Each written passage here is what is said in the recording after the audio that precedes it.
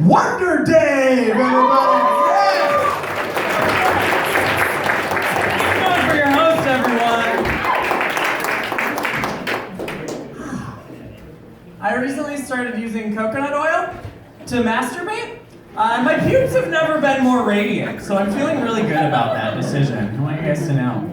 I moved to California about 8 years ago, and I think I'm finally a good California citizen, everyone. I have a few key traits, though, that I think make me stand out in this department.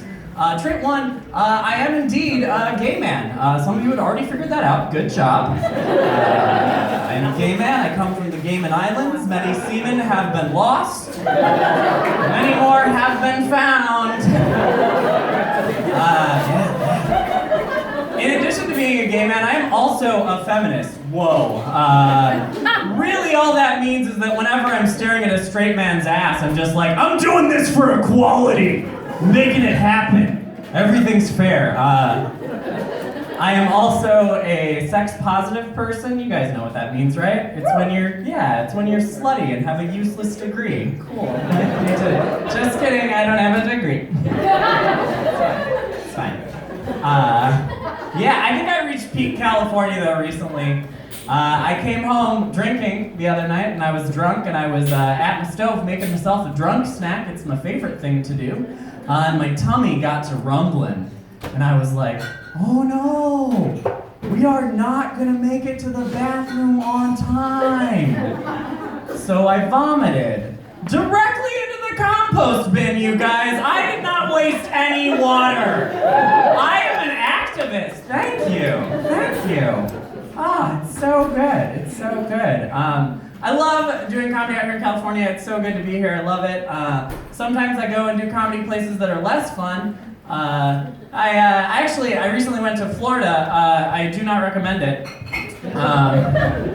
Especially if you go for the reason I actually went. I went there because my grandfather, the man who raised me, he called me and he said, hey, I'm dying. Do you want to come watch? And I was like, oh, of course, I love you. I'm a very good grandson. I will do that. I'm sorry, audience. Is this a bummer? Am I making you sad at this comedy show? Let me reframe that for you.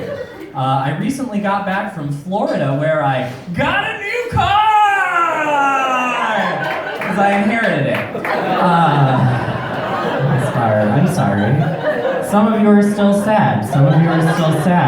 Let me reframe that one more time. My grandparents died before they found out I worked as a stripper, everyone! Hey!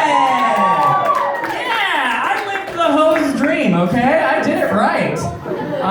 It's true, it's very expensive to live in the Bay, and sometimes I supplement my income by taking my clothing off for money. It's fine. Some of you are looking at me and thinking, you're not attractive enough to be a stripper. Some of you have been to a strip club and know it's a low bar. Way to live your lives, friends. It's true. All right. So that's that news. It's fun. The most money I ever made in one song as a stripper was $450. Woo! Yeah, that's good, right? I don't regret not going to college now. Just kidding. Stay in school.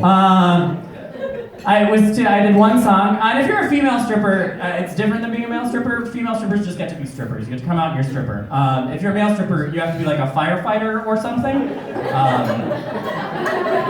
I chose pastry chef. You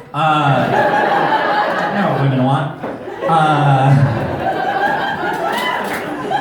And I had a chair and it had a sparkly blanket over it and it was hiding a surprise and I was dancing to a Rihanna song. It was Rihanna's Cake. I understand how themes work. I was a pastry chef. You guys get it? And then at a key moment, I removed the sparkly blanket over the surprise to reveal a cake. And when the beat dropped, my ass dropped right into that cake. And you would have thought I was playing Rihanna's Umbrella because they made it rain, motherfuckers. Ooh, I just swore. And then, that night, I want you guys to know, I was kneeling beside my bathtub, washing frosting off of $1 bills. And in that moment, I'd never felt prettier. I'll leave you with a political joke. Our vice president, his name is Mike Pence, maybe you've heard of him.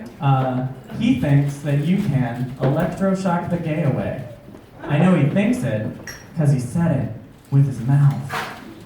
Little does he know, I'm into that.